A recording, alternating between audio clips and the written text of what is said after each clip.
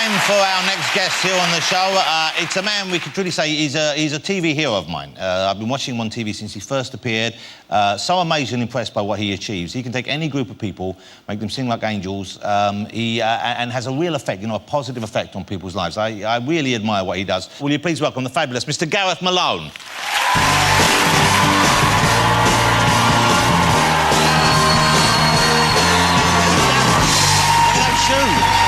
That's quite something. That's okay. Gareth Malone, ladies and gentlemen, come sit down, Gareth. Wow. That's quite... I thought it was a new Doctor Who coming out for a minute with... I'm available for work. I've got to be honest, Gareth, I'm a little disappointed no bow tie. I was hoping you'd be wearing one of your signature bow ties. I'm sorry, Jonathan, I'm mixing it up. Have you just... you don't wear them so much anymore? You've just... You know, I don't like to be pigeonholed. I don't want to, you know... That wasn't a euphemism, by the way. It was just...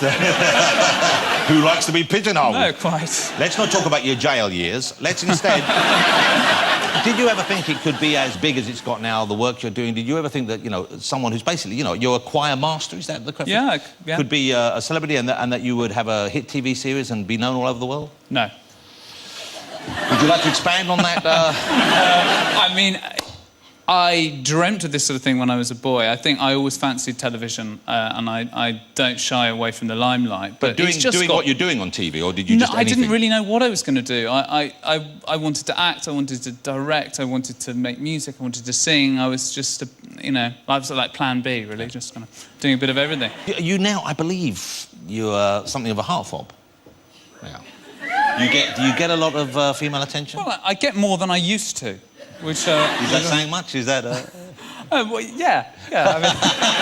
How much did you used to get? Not very much at all, actually. I was profoundly unpopular in my early 20s, and then I think I've grown into myself. I think it's the bow ties and the... Yeah, people love the look. Well, you're a very dapper young man. I try. And so, how does your wife react to that? Is she understanding of this? She takes it in good humour. I mean, she likes it when somebody particularly wizened comes up and says, I'm a big... I did have a marvellous moment where one woman came up and said, "Oh! It's better than when I met Cliff Richard." That's lovely. That's very nice. I think you're of the belief that, you know, you can make almost any group work as a choir. Would that be right? Yeah, it's all right, you're safe. I think so, up to a point. You can certainly make really quick improvements. You can get people's breath going. You can give them confidence. There are tricks, but you hope for a basic level of talent. And I think you need to give people a purpose with their singing. So I'm singing, you know, certainly in the case of the Military Wives, which was just extraordinary, felt like we had a mission.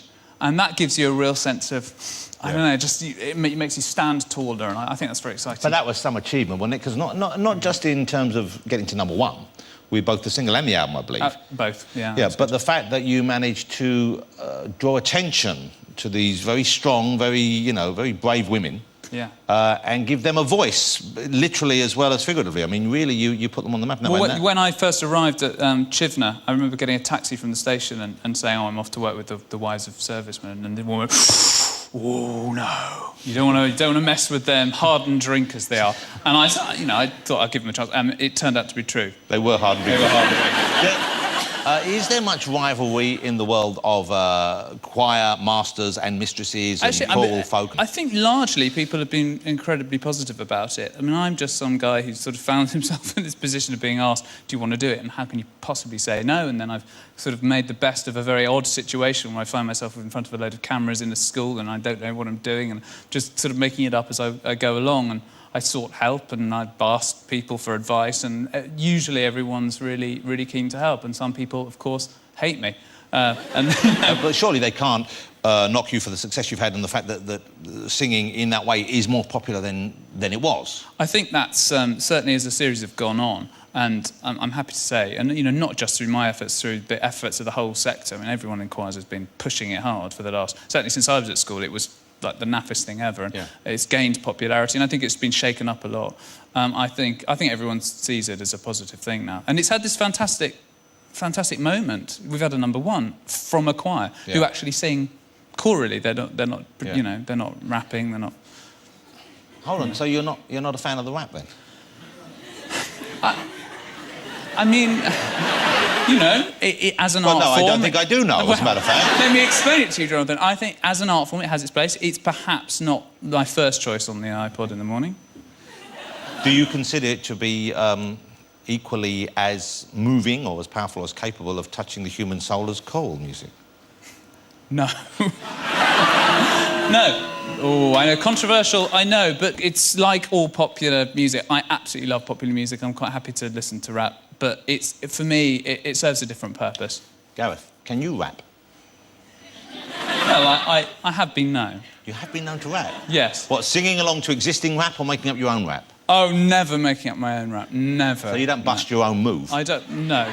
They're only in extremely private situations. So which rappers have you listened to and which raps have you performed? I have performed, I don't know if you remember from my youth, The Shaman. I remember, well, they weren't really rappers, though. Oh, I thought... Look, I thought it was very cool at the time. Let me tell you, in Bournemouth, we were really, really into it. Shaman weren't really... I mean, Ben, they're not really rappers, are they? No, they're MCs. Oh. It sounds so cool the way he says it, doesn't it? I wish I'd said like that. They're not really rappers, innit?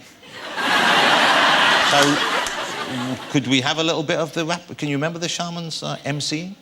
I don't feel it right at the moment. Should we just give you a second? Ben, you'd like to hear this, wouldn't you, Ben? Yeah, definitely. Really now? Yeah. Okay. Future feeling, new sensation. Body is rocking and a mind is reeling in a rolling, racing, changing motion, flowing like a river into the ocean. Better get yourself ready for the next transition, because the time is right for a new vibration. One vision, one nation, one tribe. One day will come the might to move any mountain.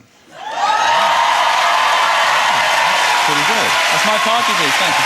Pretty good. That was pretty impressive. That was impressive. I mean, you know... My wife is going to kill me for that. It did sound a lot more middle class than the original. Listen, middle class rap is a niche activity that hasn't really hit the mainstream yet, but it's on its way, let me tell you. That's my next thing. Well, thank you for doing that. I enjoyed that. So Gareth's story is all in his book. It is. The book's out September 13th? I think, but yeah. And it is a great read. It's very honest as well, I think. I mean, often you talk about things you make and you think that was a mistake. Yeah. Is it a chance for you to put those things right, do you think? Do you feel that, partly? I mean, it's nice to lay a few little ghosts and niggles to rest, things that have bothered me, that I didn't get right. But that's, you know, I have put my whole work and my whole self, really, on television, and so, obviously, I'm not going to get it right all the time. And I think, in the end, when I watch it back, that's normally part of the appeal of the programme, is because it's me trying to sort out all my own mistakes.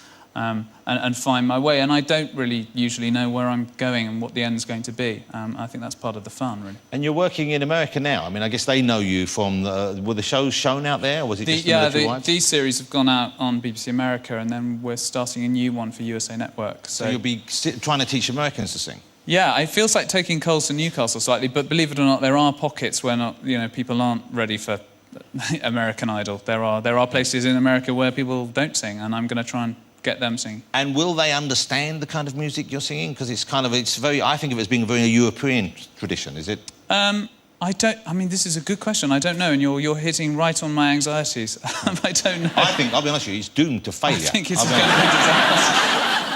disaster. Gareth, would you sing a tiny bit for us before you go?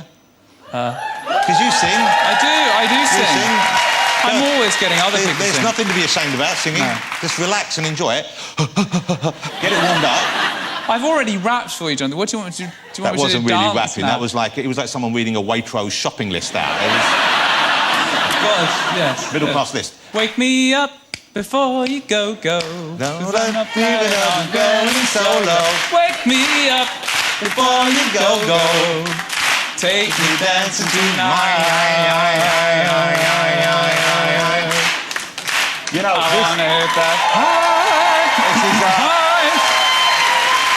it's a cracker. It's a cracker.